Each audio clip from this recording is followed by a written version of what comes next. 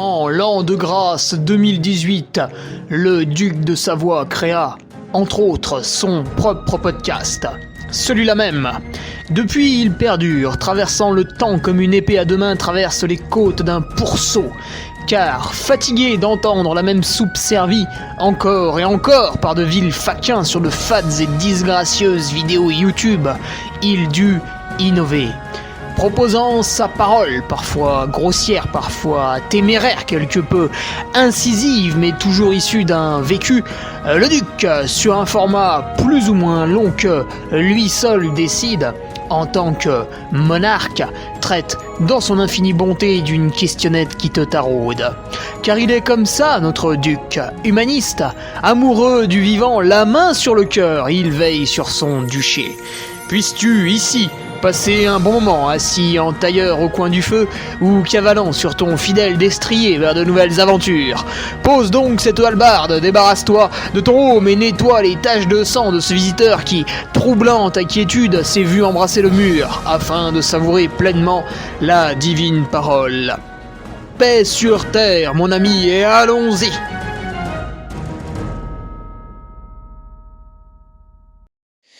Et bonjour à tous, on se retrouve pour le nouveau podcast numéro 206, avec aujourd'hui une question de Jérôme Poujol. C'était une question un petit peu ancienne, mais bon, je l'ai déterrée, et puis j'en ai plus trop des questions, donc vous pouvez m'en renvoyer à hugo.ferrari@laposte.net. Sa question, c'était, grosso modo, est-ce que le sportif drogué peut-il performer? Alors, rien à voir avec le sportif qui se dope et qui, du coup, évidemment, performe. Enfin, sauf s'il est vraiment très mauvais au départ ou très idiot dans la manière de se doper. Mais là, la question était plutôt le sportif drogué à l'entraînement, tu vois, celui qui va faire des heures et des heures qui ne servent peut-être pas forcément à grand chose, mais qui le rassure, qui le réconforte. Et la question, du coup, c'est, voilà, ce mec-là qui va faire des heures et des heures d'entraînement, est-ce qu'à un moment donné, en fait, ça paye? Est-ce que c'est intéressant? Tu regardes Kylian Jornet, tu regardes François Den, ouais, ils font beaucoup d'heures. Tu te dis, ah putain, faut faire ça, alors. Puis après, tu regardes Aurélien Dunant, qui fait 2e de l'UTMB l'an passé, puis en fait, il fait 650 heures par an. Alors tu te dis, merde, il en fait 2 fois moins. Mais où est la justice? Où est la justesse, pardon? Alors, tu regardes Germain Grangier, pareil, il en fait un peu moins. Mathieu Blanchard, pareil, il en fait un peu moins.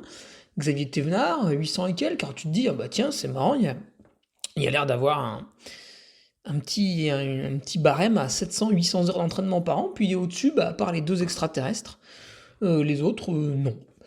Si, il y a Manuel Mérias, mais ça compte pas.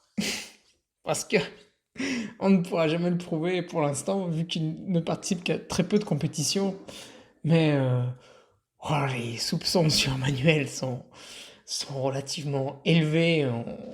Voilà, la soupe est bonne du côté de chez Manu. La soupe est bonne.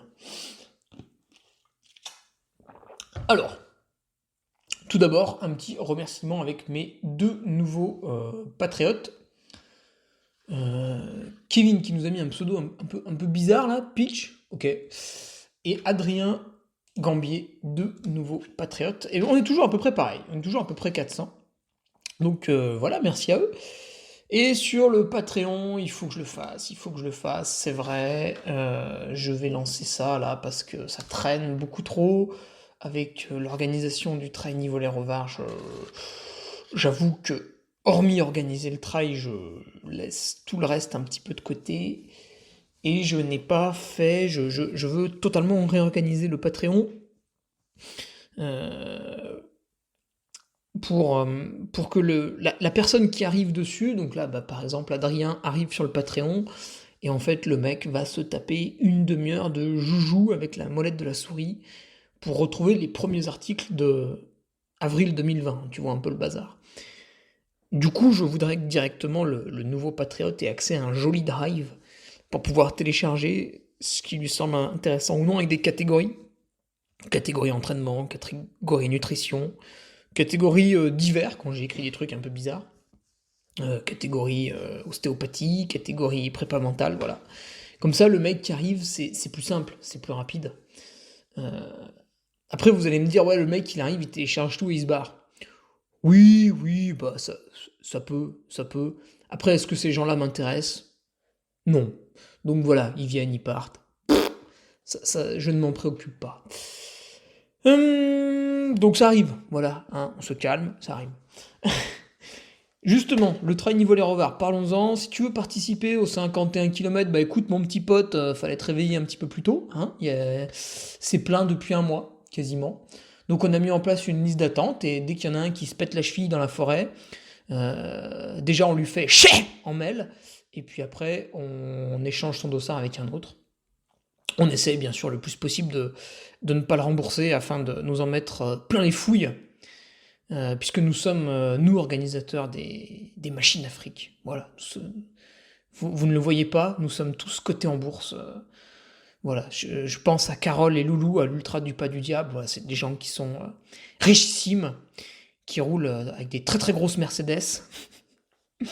Ça fait rigoler quand tu vois les commentaires des gens sur Internet. Enfin, surtout, alors ce qui est encore plus drôle, c'est quand les gens sont pas venus à la course et qui balancent machine Afrique. En fait, les gens n'ont jamais vu Loulou, quoi. Si tu veux, Loulou, c'est Jean Lassalle, mais en plus rural. Donc, Machine Afrique, l'Ultra du Pas du Diable, je ne pense pas. Après, on peut discuter de la gestion de l'argent des inscriptions. Bon, ça, c'est plus délicat. Mais Machine Afrique, non. Et du coup, bah, pour ce TNR, si tu veux, là, je me suis appliqué. Hein, je me suis appliqué pour pas qu'il y ait de problème. Là, on va publier la liste des aliments que vous aurez au ravitaillement. Alors moi, ça me dépasse. Quand un coureur me demande ça, si tu veux, j'hallucine. Je me dis, mais putain, mais le mec, il vient faire quoi, là? Il vient faire une randonnée gourmande. Qu'est-ce que c'est que ça, là? Il y a un ravito, t'inquiète pas, il y aura du sucre, tu vas aller au bout, voilà, après, je sais pas, moi, il y a des amandes bio, oui, il y a de la pâte de fruits, il y a des tucs, bon là, ils sont pas bio, ils sont dégueulasses, hein, ils sont achetés à Superio, je sais pas quoi, il y a des petits bouts de tomes, ouais, ouais, bon là, ça nous coûte un peu cher, il y a de tout, voilà, putain, les mecs, faut leur faire une liste, quoi, tu sais. Ah ouais, mais tu sais, moi, si j'ai pas mes 37 grammes de noix de cajou salées frottées sous les aisselles au clair de lune, je peux pas faire une performance au-dessus de 550 ITRA. Ah, mais tais-toi! Mais bon, vu qu'on est des gens gentils, si tu veux, voilà, on publie la liste des aliments. Euh, Voilà. Et en publiant ça, tu vois, en voulant bien faire, en fait, tu vas te prendre des remarques de mecs qui vont te dire ah ouais, vous utilisez des bouteilles plastiques, vous êtes des ordures qui polluent le monde. Ouais, ok, écoute, je vais te donner mon numéro, tu vas m'appeler, on va se donner rendez-vous, et puis ça va bien se passer, tu vois. Donc ouais, c'est usant d'organiser en fait, mais tout va être aux petits oignons. Et si vous voulez participer à la fête, il reste des dossards sur le Malpassant, et vous allez voir, le Malpassant, certes, c'est entre guillemets que 23 km, enfin pour certains c'est déjà beaucoup, et c'est un très joli parcours. C'est un très joli parcours. Vous avez le même lot à l'inscription que le 51 km, donc c'est un petit pull technique et un bœuf. Alors le bœuf a été fait en Chartreuse, hein, attention, la qualité, enfin qualité, en tout cas ultra cher et ultra local, mais voilà, il a été fait au moins chez nous, donc ça a le mérite d'exister. Et le pull, bon par contre il a été fait au fin fond de la Chine, hein, là je te cache pas que... Ça, je vais y mettre fin, ça, dès l'an prochain. Voilà, il y aura plus de t-shirts sur la course du Niveau-les Rovards. Et là encore, tu verras que beaucoup vont râler. Hein. Alors qu'à la place, j'ai des lots, c'est le feu, quoi, tu verras. Il y a des places sur la Vauglanaise, alors qu'il y a une course 100% féminine. Alors ça, est-ce que c'est bien, est-ce que c'est mal? Je pense que l'an prochain, je vais la remettre mixte. Parce que finalement, mon idée de donner un peu d'aisance aux femmes qui débutent en leur permettant de courir dans un peloton où il n'y a pas des énormes sangliers qui les poussent, bah c'est bien, mais en fait, il n'y a pas trop de public pour ça. Les compétitrices, pareil, c'est sympa parce que elles savent où est la deuxième, où est la troisième, où est la quatrième. Tandis que quand t'es noyé dans un peloton de 500 mecs, bah, à moins qu'un bénévole un petit peu plus malin que les autres te le dise, sinon tu sais pas trop combien t'es. Et puis surtout, bah, la première personne physique qui franchit la ligne d'arrivée, c'est une femme, et je trouvais ça extrêmement valorisant. Mais apparemment, tout ça ne se passait que dans ma tête, parce que bah, les inscriptions ne décollent pas du tout sur la Vauglanaise. On a autant de femmes que lorsque la course était mixte. Donc, si le jour J c'est encore le cas, si j'ai à peine 100 dossards sur la Vauglanaise qui sont pris, et bah ça redeviendra mixte, parce qu'à un moment donné, quand tu vas à contre-courant de tout le monde, il faut te raisonner un petit peu, te dire, bah tiens, peut-être qu'en fait c'est moi qui ai tort, et revenir à ce qui marchait avant. Il y a les courses enfants aussi l'après-midi. Donc là, le programme est téléchargeable sur le site. Et puis il y a des jeux pour les enfants. Il y a Audrey Bison qui vient avec Orient Experience pour faire des jeux d'orientation un petit peu électroniques aux enfants. Bon, enfin, il y a une part d'électronique, puis le reste du temps, ils partent dans la forêt. Enfin, sur le terrain de foot, pardon. Et c'est sympa, voilà. Il y aura des animations musicales. Je n'ai qu'un mot à dire. C'est ukulélé. Voilà. Ceux qui viennent comprendront. Alors, sur mon site internet, c'est également la fin des 30%, hein, ça durait une semaine pour mes 30 ans, donc si tu les as ratés, bah, maintenant tu vas payer le prix fort, hein, tu vas me permettre d'acheter ce très très gros 4x4 dont je rêve depuis toujours. Mais ne t'inquiète pas, je le prendrai électrique pour dire que je suis écolo. Et je vais réapprovisionner des casquettes. Bah oui, parce que à peine j'en avais mis sur le site, elles étaient déjà parties, c'est assez incroyable, vous les mangez, c'est pas possible. Du coup, Edict, qui me brode les logos, va m'amener quasiment tout le stock que j'ai commandé ce dimanche au Trail-Niveau-les-Revards. Donc je les remettrai sur mon site internet le lundi. Et puis ceux qui viennent à la course, bah écoutez, je les aurai. Elles seront pas très loin. Voilà, faudra me demander. On trouvera un petit moment. Et puis, après le point de vue organisationnel, après le point de vue Patreon, tout ça, le sport, la course à pied. Samedi matin, je vais participer à la Chavoyarde, alors que je serai à moins de 24 heures de ma course, pour me détendre, voilà, tu vois, pour souffler un peu. Parce que là, jusqu'à vendredi soir, en fait, je brasse dans tous les sens. Je vais chercher des lots, là je rédige un petit brief pour notre speaker sur les différentes associations présentes sur la course. Je réponds aux mails des coureurs qui se sont blessés, qui ont le Covid, etc. etc. Voilà, donc c'est un peu long. Et si tu veux, le samedi matin, c'est mon moment en fait. Tous les bénévoles sont sur site, le chef des bénévoles est sur site, il les dispatche, tout le monde bosse, et le président peut se reposer le samedi matin. Et du coup, au lieu de me reposer, bah, je vais courir la Chavoyarde, 20 km, hein, juste à côté, derrière le col du Chat. Je reviens à 13h. Là, je prends un petit repas. Tac, à 13h30, on est là, retrait des dossards. Et je suis là jusqu'au soir pour... qu'est-ce que je fais, moi, au retrait des dossards? Je vous donne le gobelet. Et comme on est en Savoie, je vous donne le gobelet, mais en échange, vous me donnez 1€, quand même. Hein, voilà, vous me donnez 1€. C'est une consigne pour le gobelet. Comme ça, soit vous le gardez avec vous, et vous l'avez payé 1€, soit vous nous le rendez dans la journée de dimanche, et on vous rend l'euro. C'est une consigne, voilà, comme ça, il n'y a pas de gaspillage, il n'y a pas de... C'est nickel. Alors c'est sûr, ça fait chier, parce qu'on n'a jamais des sous dans la poche, mais je vous conseille, avec les années qui arrivent, je vous conseille d'avoir des sous dans votre poche, un petit peu, hein, quand même. Donc on y va pour le podcast. Dis donc, j'ai fait une belle intro là. Est-ce que j'ai battu le record? 12 minutes. Ah ouais, belle intro. Belle intro quand même. Là, je pense que j'ai cassé les pieds un peu à tout le monde, donc maintenant on peut y aller. Alors, étude de cas. Le sportif drogué peut-il performer? Le mec addict, le bigorexique, c'est le mot de la science. Et tu sais à quel point j'aime m'étendre sur la science, qui est tout à fait pertinente et qui nous aide énormément dans la vie. CF, les 2 dernières années, vraiment, on a pu sauver tout le monde grâce à la science. Le bigorexique, le sportif drogué. Alors, qu'est-ce que c'est? Tu vois, c'est le mec qui va sortir. Il va s'entraîner, il va faire des séances intenses, moins intenses, etc. Et puis le samedi, il décide de se reposer. Parce qu'il faut assimiler la semaine, parce que ceci, parce que cela. Puis finalement, le samedi, il fait beau et tout. Puis il se dit, bah tiens, je suis pas non plus si fatigué que ça. Paf, le samedi, il va courir 3 heures. Ou il va faire 5 heures de vélo, tu vois.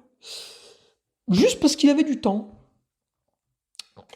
Et en fait, il est un petit peu addict à sa pratique, parce qu'au lieu de ça, le samedi, il aurait pu faire les courses, faire le ménage, aller au cinéma, aller se promener au bord du lac, aller se promener en montagne. Attention, frontière sensible avec le sport.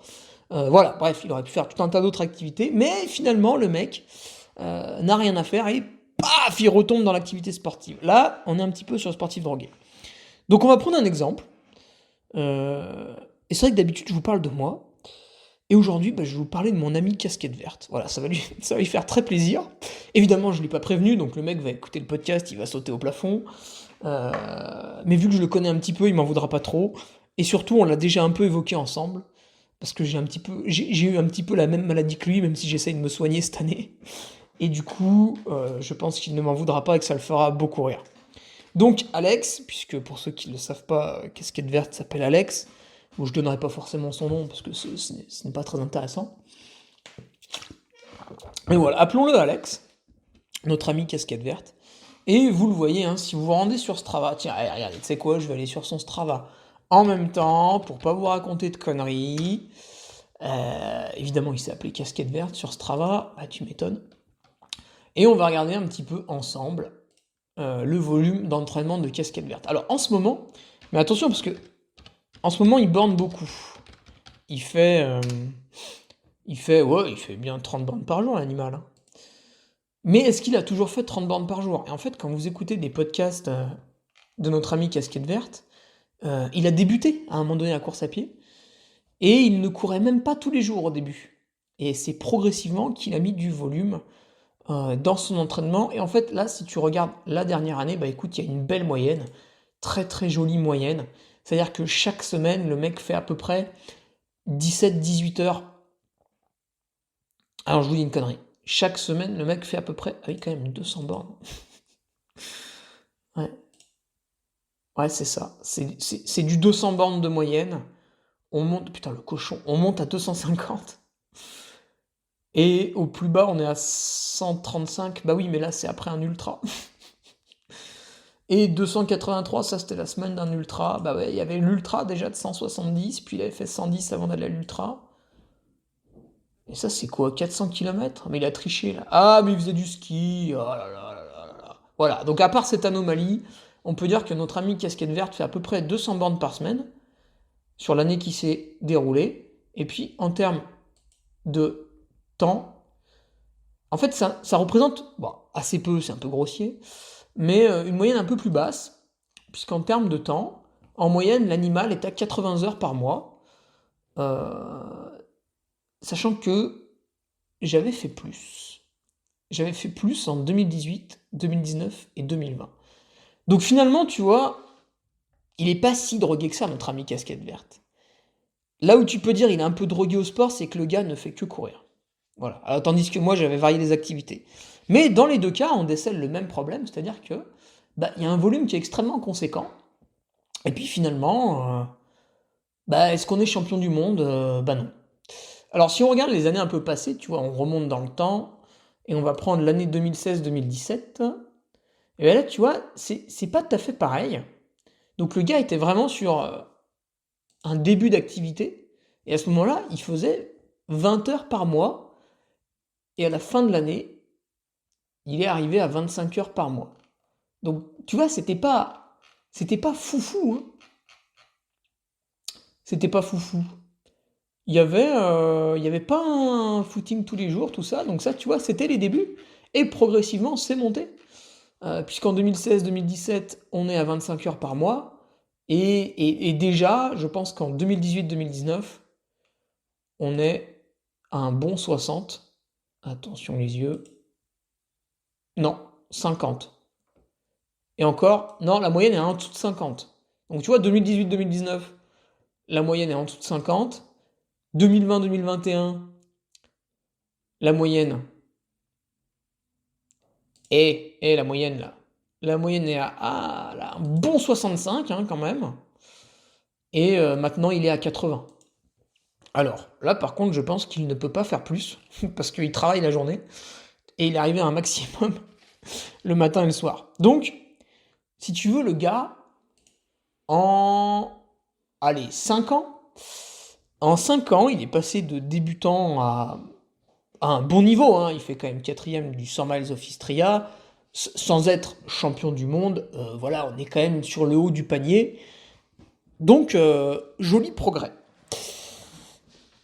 Et depuis 1 an et demi, tu le vois, on a des semaines qui sont très riches en kilomètres et donc très très pauvres en intensité. Et c'est pour ça qu'on peut parler un peu d'addiction, parce que finalement, il fait un petit peu toujours la même chose. Alors, en plus, il y a le contexte, hein, c'est courir à Paris, c'est quand même... c'est pas pareil que courir à Courchevel, hein, si tu veux, c'est un petit peu moins joli. Après, ça a l'avantage que quand tu fais très peu de dénivelé, t'as très peu de courbatures, parce que ces moyennes en dénivelé, c'est 3000 mètres par semaine, hein. Quand moi, j'avais des moyennes à 6-7 000, tu vois, c'est au moins le double, voilà. Sachant qu'à côté, je faisais de la muscu, etc. Du coup, si tu veux, il a jamais trop de courbatures, donc il peut toujours un peu dérouler, et finalement, les kilomètres s'enchaînent. Et vu qu'il a progressé sur 5 ans, bah, son corps, petit à petit, s'est formé, et finalement, il n'y a pas vraiment de blessure. Alors, ça se trouve, mais ça, on peut pas le savoir, et lui non plus, parce qu'il fait pas de prise de sang, l'animal, mais ça se trouve, il est en train de flinguer son système hormonal, et dans 2 ans, blackout. Mais ça, c'est de la supposition. Cela dit, ça se confirme assez souvent, donc il faut se méfier. Mais voilà, il n'y a pas vraiment... Alors là, bon, cette année, il y a eu une petite bursite, voilà. Mais ça arrive un petit peu à tout le monde, si tu veux. Donc, je te renvoie à mon podcast précédent, le 205. Un coureur non blessé est un blessé qui s'ignore. En fait, il va se blesser plus tard. Il faut juste laisser le temps autant, mais tu te blesses à un moment donné. Donc voilà. Du coup, est-ce que notre sportif drogué peut-il performer? Bah, on a envie de dire oui, parce que je donne son dernier résultat, 4ème au 100 miles of Istria. Bon, c'est bien, mais c'est bien par rapport à quoi? Évidemment, par rapport à la masse, par rapport à la population, par rapport à la moyenne, on est presque sur un héros des temps modernes. On est sur une machine, on est sur une bête féroce. Par contre, par rapport à Robert Heinal, qui a gagné la course, on est sur un petit lapin, un petit chat qui a 6 mois, qu'on a envie de caresser, qui est tout doux. On n'est plus sur la bête féroce parce qu'il finit à 2h30. Et ce qui est d'autant plus embêtant, c'est que le 100 miles of Istria était un parcours qui lui convenait assez bien, c'est-à-dire avec peu de dénivelé. Certes, il y avait des portions un petit peu coquines, mais tout de même, dans l'ensemble, sur le 100 miles, on restait sur quelque chose de relativement sympathique en termes de technicité, un peu comme l'UTMB. Et malgré ça, il échoue un petit peu derrière des Sanjay Sherpa aussi, qui pourtant sont pas à l'aise sur ce genre de terrain. Donc finalement, on peut se dire que sur 100 miles of Istria, il aurait pu faire beaucoup mieux en fait. Mais évidemment, si vous comparez par rapport à Robert Michu, qui court 2 fois par semaine depuis 2 ans, bah oui, il est stratosphérique. Donc ça dépend un peu du référentiel. Moi, j'ai envie de dire qu'il a des possibilités qui sont beaucoup plus grandes, et que du coup, ce 100 miles of Istria est une petite contre-performance et qu'il peut aspirer à beaucoup mieux. Et on va voir pourquoi. Et donc, ce qui répond à ta question, mon petit Jérôme Poujol, le sportif drogué peut-il performer? Bah oui, mais dans une certaine mesure, tu vois, il va plafonner, il va pas réussir, en fait, il va pas réussir à tirer le meilleur de lui-même, tu vois. Il va tout le temps être là, il va tout le temps être présent, il va tout le temps plus ou moins être à l'avant, mais il manque le coup d'éclat, tu vois, le mec il arrive, bam, il tape du zizi sur la table, malgré que ce soit fait avec du bois de chêne centenaire, ça pète en deux et il casse la baraque. Non, le mec qui en fait trop, en fait, il a toujours un petit... Si tu veux, c'est un vélo de course, mais avec les patins qui frottent, tu vois. Il faudrait que je note cette punchline absolument exceptionnelle. Donc voilà, alors après on peut analyser ses performances avec l'index de performance UTMB. Alors je n'utilise plus la cotation ITRA, puisqu'elle est faite par ordinateur, donc c'est plus ou moins fantaisiste, et je me réfère à l'index de performance UTMB qui est fait par Didier Curdi étant l'inventeur de la cotation ITRA, mais le mec a quitté ITRA pour être tout seul, et puis finalement il est revenu avec l'UTMB. Et donc quand je suis l'index de performance UTMB de mon petit casquette verte, d'Alex, effectivement, c'est un peu comme ses entraînements, tu vois. De 2015 à 2017, le mec est nul, enfin débutant, pardon. énorme, tac, là, tout le monde. Et il fait des courses à 450 ITRA, voire même 400 UTMB. Et ça monte petit à petit. Et puis, fin 2017, à la CCC, le gars fait une cotation à 650. Donc voilà, on passe d'un vrai débutant, 400, à un mec pas trop mal, tu vois, 650. Et en fait, là où tu vois que le mec était débutant, c'est qu'il arrive, bon, il a jamais vraiment fait de sport, il a brassé à droite à gauche, ses parents l'ont amené un peu dehors, en montagne, ceci, cela, il a fait tous les sports un peu au lycée, tout ça, il a brassé, mais il a jamais fait de sport en compétition, et du coup, quand le gars arrive dans la compétition, bah, hop, on débute.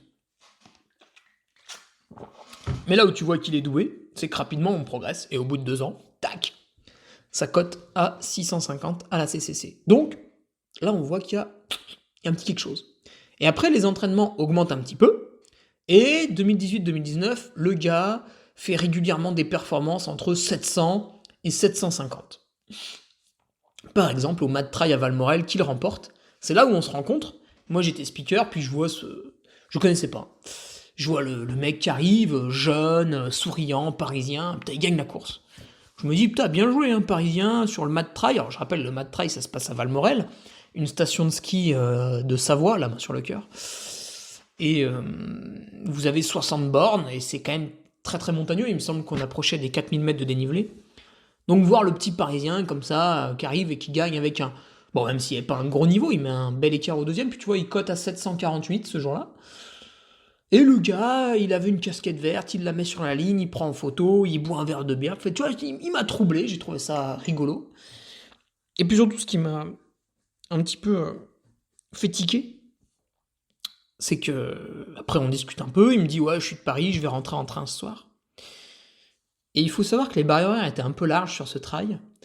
Et il est venu, le mec est arrivé quoi, 19h, 19h30. Il est resté pour encourager le dernier coureur. Et ça m'avait marqué. Je me suis dit, tiens, il est vraiment sympa. Et en fait, je le revois à l'UTMB 2018. Donc là, il était en stage pour Live Trail ou UTMB, je me souviens plus. UTMB, il était au PC course. Et moi, je termine ma course. Bon, j'avais souffert du froid, du premier 100 miles, etc., tout ce que tu veux. Je termine un peu lessivé et il était venu me voir à l'arrivée. Voilà, sympa quoi, le mec, sympa, gentil. Donc 2018-2019, ça progresse gentiment, tu vois, on passe les 700, on titille les 750. Et puis, au fur et à mesure que l'entraînement augmente, même s'il était entre guillemets rébarbatif, entre guillemets toujours le même, et ben en 2021, on voit que le mec, tu vois, commence à pas mal performer avec, tac, pour la première fois, et c'est d'ailleurs la seule et unique fois, il passe les 813 d'index de performance UTMB lors de la course Ultra 01 qu'il remporte de fort belle manière. 813. Et là, on se dit, bah, le gars va continuer à augmenter. Et légitimement, il peut prétendre à 850. C'est au-dessus de 850, ça se corse. Au-dessus de 850, il faut vraiment des très très bonnes dispositions physiologiques, un entraînement bien poussé, structuré, faut arriver en forme, on n'a pas le droit au coup de mou. Et là, tu vas performer entre 850 et 900. Il faut que le parcours te convienne, qu'il y ait une petite adversité, etc. Donc, au-dessous de 850, tu vois, il faut quand même pas mal de conditions réunies. Sauf si t'es un monstre des temps modernes, donc un François Den, un Kylian Jornet, un Jim Wamsley, un Mathieu Blanchard, Germain Grangier, Nicolas Martin, Sylvain Cachard, enfin bref, on pourrait en citer quelques-uns quand même. Tous les mecs qui tournent autour de 880-900, forcément eux, le jour où ils ont un léger coup de moins bien, ça assure quand même un petit peu, puis ça finit à 850, quoi, tu vois. Mais pour, entre guillemets, les élites de seconde zone, comme on pourrait les appeler, c'est un petit peu comme si en cyclisme, tu avais le World Tour, puis après, tu as les continentales. Nous, tu vois, athlètes plus modestes, qui allons titiller de temps à autre le 850, on peut aller au-dessus, mais vraiment, il faut que toutes les conditions soient réunies, quoi. Et là, on se dit, casquette verte, putain, un jour, il va casser la baraque. L'Ultra 01, c'est les parcours qui lui conviennent. Ça court, il n'y a pas trop de dénive, à peu près 6000 mètres sur 160 bornes. On le voit s'inscrire à Istria 100, UTMB, c'est à peu près le même 100 miles. On se dit, putain, là, il va péter la baraque, le truc et tout. Et finalement, petite déception, il court, entre guillemets, qu'à 770 d'index. sur quelque chose qui semblait lui convenir. Alors après, vous allez me dire, ouais, mais il était blessé, il avait ceci, il avait cela. Eh ben oui. Mais malheureusement, c'est ce qui arrive quand on a une pratique un peu trop régulière. Parce qu'il part du débutant, il augmente progressivement, et il arrive à un espèce de... Tu vois, là, ça fait 1 an et demi qu'il a touché un peu la limite, en termes de temps de pratique et de kilomètres. Parce que pour ça, il faudrait qu'il se coupe de la vie sociale, ou qu'il arrête de travailler. Et les deux sont quand même relativement durs à faire. Donc il a touché une limite, et du coup, il plafonne à peu près 80 heures par mois, et puis que de la course, que de la course, que de la course, que de la course. Et du coup, ça stagne, tu vois, un petit peu autour de 800, voire même 780. Ça stagne par ici, alors que je pense qu'il y a les moyens de passer au-dessus. Donc du coup, ça répond à la question, notre sportif drogué, entre guillemets, hein, bien sûr, peut-il performer? Et tu vois un peu ce plateau qu'on atteint. Et après, on y reste un petit peu. Et ça a été également mon cas, que je vais essayer de démontrer l'inverse cette année. Déjà, je me suis repris, parce que ma courbe, pareil, était revenue autour des 780, 790. Et là, dès le début d'année, boum, j'ai mis un petit 820 à Transgran-Canaria. J'espère faire un peu plus au Trail du Saint-Jacques. Et puis un peu plus à l'UTMB. Voilà, peut-être se rapprocher du fameux 850 à l'UTMB, qui est le Graal absolu pour moi. Voilà. Après, évidemment, là-dedans, on peut pas prendre en considération, parce que on va... Déjà, je ne connais pas les détails, et puis déballer ça sur les réseaux est totalement idiot. Mais il y a le boulot, ça va au boulot, ça va pas au boulot, je le perds pas, on sait pas. La famille, ça va, la famille, l'oncle, la tante, les parents, la copine, le truc, le machin. Les enfants, bon là il y en a pas, mais... donc voilà, il y a aussi les petits trucs, tu sais, qu'on voit pas. Parce qu'en fait, quand tu vois un sportif en face de toi, tu vois ses entraînements, hein, sur Strava, sur Nolio, sur tout ce que tu veux. En fait, tout ce que tu vois pas, c'est... sa vie professionnelle, tu vois, de quelle manière il gagne l'argent qui le sert à se nourrir et à payer son logement. Est-ce que ça fonctionne, est-ce que ça fonctionne pas, est-ce qu'il est en situation précaire ou non. Tu vois, un mec qui fait de l'intérim, attention, il est en situation précaire, peut-être dans sa tête ça va pas, ou peut-être il s'en fout parce qu'il sait qu'il enchaîne les contrats et tout va bien. Donc on sait jamais, ça c'est un peu ce qu'on voit pas. Pareil, tu sais pas, hein, peut-être ses parents, il y en a un, il a une grave maladie, toi tu le sais pas, puis le gars fait une contre-perf, tu te dis oh putain il est nul et tout, bah non, il y avait un problème. Donc voilà, il y a des choses qu'on sait pas, évidemment. Et puis après, ce qu'on peut regarder, par contre, nous, c'est la pratique. Et là, tu te dis, il y a plein de choses à améliorer quand tu regardes les entraînements de notre ami Casquette Verte. Tu te dis, putain, mais à des moments, il faudrait qu'il se repose. À des moments, peut-être il peut augmenter un peu la charge. Tu vois, varier un peu, hein, les temps de pratique. En fait, garder le même temps, peut-être tu gardes 80 heures par mois, mais tu fais une grosse semaine, une petite semaine, enfin, on peut changer un peu des trucs. Les intensités, parce que c'est capital pour performer en ultra, c'est quand même un peu secondaire. Mais on peut le travailler aussi, tu peux travailler d'autres choses. Le mec, étant donné qu'il habite à Paris, qu'il reste un maximum de temps sur Paris, il y a tout un aspect musculation qu'il va falloir développer. Parce que pour l'instant, il souffre trop sur les descentes. Et à l'UTMB, il est capable de faire une bonne performance, mais à mon avis, pour l'instant, quand le gars va passer Champex, il va halluciner. Parce que derrière, les descentes sont particulièrement raides. Et si les jambes se bloquent, à ce moment-là, c'est très très long. Je le sais, ça m'est arrivé. En 2018. Donc, on voit qu'à l'entraînement, il y a des choses à faire. Et on devine qui peut augmenter son potentiel. Après, il y a deux cas de figure. Parce que Jérôme me disait, voilà, pour progresser à l'UTMB, pour progresser au Grand Raid. Si tu veux, pour progresser à l'UTMB, comme je te le disais, il va falloir se renforcer un petit peu, soit en faisant un peu plus de dénive. Alors, quand tu habites Paris, en fait, ce qui est sympathique, c'est que tu peux prendre le TGV, et en 3 heures, tu es à Chambéry, et tu peux, tu peux borner sur des cavés, des trucs comme ça, et faire un max de dénivelé. Le dimanche soir, tu rentres, et le lundi matin, tu es au boulot, impeccable. T'as le TGV, voilà, ça c'est quand même très pratique. Alors si tu prends le TGV pour aller à Bordeaux, attention, ça ne marche pas. Il faut aller à Chambéry. Pour l'UTMB, après, tu peux ajouter des périodes de repos, d'assimilation pour progresser, peut-être justement après des trucs un peu plus montagneux comme ça. Mais globalement, son entraînement pour l'UTMB, il est pas trop déconnant, tu vois. S'habituer à courir, Voilà, donc il va juste rajouter un peu de musculation, un peu de montagne et ça va le faire. Et un peu de repos. Par contre, pour le Grand Raid de la Réunion, qui est un petit peu plus son délire que l'UTMB, il a vraiment un amour pour cette course plus prononcé, là, il faut réorganiser un peu le planning. Parce que les courses qu'il fait pour l'instant, elles ne conviennent pas. Quand tu fais de l'Ultra 01, je vais pas dire que ça sert à rien, mais c'est quand même peu optimal pour performer sur le Grand Raid de la Réunion. Pourquoi? Parce qu'au Grand Raid de la Réunion, bon, hormis les 50 premiers kilomètres qui sont très faciles, très roulants, qu'on fait en général à 10 de moyenne sans trop de soucis, derrière, c'est la boucherie. Vous passez Marabout, et là, il y a un grand panneau boucherie artisanale, et c'est parti pour plus de 100 bornes. Donc à ce moment-là, non seulement le gars va devoir faire du dénivelé supplémentaire, comme pour l'UTMB, mais il va devoir faire des parcours techniques. Donc il peut plus aller faire des courses dans le Jura, faire des courses, le 100 miles of Istria, voilà, les parcours roulants, on abandonne. On réorganise son calendrier de courses, et regarde-moi ça, je ne t'ai pris que des courses françaises, donc on reste écolo, on peut y aller soit en train, soit en covoiturage. Je t'ai mis mon petit Alex pour démarrer l'année, le Seven Try, 100 bornes dans les Cévennes, magnifique parcours. Je t'ai mis, parce que t'aimes bien enchaîner et borner comme un cochon, vu que le Seven Try ne fait que 100 bornes, tu vas être un peu sur ta faim, je t'ai mis les 72 bornes du Ventoux, qui souvent ne sont pas trop en même temps, il y a une semaine ou deux de décalage. Et là, pareil, t'as un parcours, c'est caillouteux, c'est technique, c'est cassant. Ensuite, tu vas assimiler un petit peu ce bloc. Eh ben oui, tu vas l'assimiler. Donc tu vas parcourir en compétition pendant un bon mois et demi. Et tu vas revenir sur des épreuves plus régionales. Alors on est encore un peu dans la neige, tout ça, on peut pas avoir accès à la haute montagne. Tu vas nous faire le Grand Raid 73, tu vas voir, c'est magnifique. C'est comme la Maxi Race, mais avec des chemins beaucoup plus serrés, beaucoup plus techniques.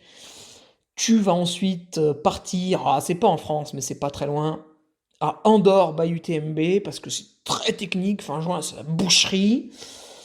Fin juillet, tu vas faire Montreux, parce que Andorre, c'est 120 et quelques kilomètres. Montreux, c'est un petit peu plus de 100 kilomètres suivant les années. Montreux, c'est énormément de dénivelé, c'est moins technique, il y a quand même moins de cailloux, mais ça reste bien vicelard. Tu finis tous ces petits blocs d'ultra avec l'échappée belle 85 km, l'apothéose. Alors là, tu vas me dire, ah ouais, non mais Hugo, j'ai envie de faire le grand. Non, non, on ne fait pas le grand parcours de l'échappée belle juste avant le Grand Raid de la Réunion. Tu auras le droit de faire ça quand tu auras plus de 40 ans comme Ludovic Pomeray, mais pour l'instant tu fais le 85, la traversée nord, c'est largement suffisant. Et en plus ça te fait de l'expérience pour quand tu reviens pour le grand parcours. Et après tu vas me dire, mais attends, ça finit fin août, blablabla. Le zinzin, là, c'est fin octobre, le Grand Raid de la Réunion, c'est 2 mois plus tard. Moi, entre les deux, je suis tendu, j'ai besoin de faire une compétition. Ok, je l'entends. Là, tu vas au Trail des Aiguilles Rouges à Chamonix, pareil, c'est une barbarie le parcours, mais c'est pas trop long, ça fait 50 bornes. Donc tu peux récupérer plutôt bien, quoi. Alors là, je m'adresse à Alex, je m'adresse pas à la masse, à la population générale. À la population générale des sportifs. Si je m'adresse à la population générale tout court, on est sur 2 fois 5 km par semaine. Attention. Et voilà. Tu vois, il est pas mal ce programme. Donc tu l'appliques, et puis tu nous fais un top 10 au Grand Raid de la Réunion, et puis on n'en parle plus. Après, il y a d'autres choses à prendre en compte. Il va falloir supporter la chaleur, l'humidité. Ça s'anticipe un peu. Ça se prépare. Va falloir préparer ses pieds. Alors, préparer ses pieds, justement, quand tu fais toute une année, comme je viens de citer dans les cailloux, tes pieds, ils sont prêts. Tu vois, ils ont souffert pendant un an, t'as de la corne sous les pieds, c'est bon. Et ce que tu peux faire, c'est ce que je fais 3 semaines avant, tous les soirs, avant de te coucher, tu mets un peu de noc dessus, là, je te refais un peu le bruit, tu kiffes, je sais que t'aimes ça. Tu mets la noc sous les pieds, paf, tu te couches, impeccable.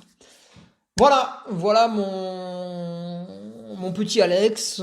Grâce à moi, tu vas faire top 10 au Grand Raid de la Réunion. J'attends impatiemment le virement bancaire sur mon compte. Je ne manquerai pas de mettre un lien vers mon RIB téléchargeable sur ce podcast. Allez, je vous laisse ici. J'espère, Jérôme, que ça a répondu à ta question. En fait, la seule chose que je voulais te montrer, c'est cet effet plateau que moi j'ai atteint, que Alex a atteint. Et pour s'en sortir, malheureusement, il faut révolutionner sa pratique. Je sais, je suis adepte de la maxime, si la violence ne résout rien, c'est que tu ne tapes pas assez fort. Mais cette maxime est intéressante, mais de temps en temps, on peut aussi réfléchir un petit peu. Et là, je crois que cette année 2022, un peu en dessous, je vais faire 700 heures d'entraînement par rapport aux 1000 que je faisais avant. Va me faire beaucoup de bien, alors peut-être pas sur le coup, mais peut-être pour 2023, tu vois. Voilà, je te laisse là-dessus, je vous laisse là-dessus, on se retrouve mercredi pour le podcast suivant, ou pour les patriotes, les puristes, les vrais de vrais, ce vendredi, et ce vendredi, normalement, je vous fais mes petites anecdotes de speaker, là, ça va être croustillant. Allez, salut. Tu viens d'écouter le podcast du Duc de Savoie. Si tu souhaites approfondir avec de pertinents articles d'éminents spécialistes, rejoins le Patreon. Tu feras ainsi partie, en tant que fidèle patriote, de la très prestigieuse Duke Army. Si l'humour est ton leitmotiv et que tu n'as peur de rien, viens sur l'Instagram. Si tu veux espionner le Duc, car tu es vil et sournois, son Strava est également à ta disposition. Enfin, si tu es vieux, presque sénile et ou débute dans les réseaux sociaux, contente-toi de suivre sa divine page Facebook, les liens sont dans la description. Que Dieu te garde et à la semaine prochaine.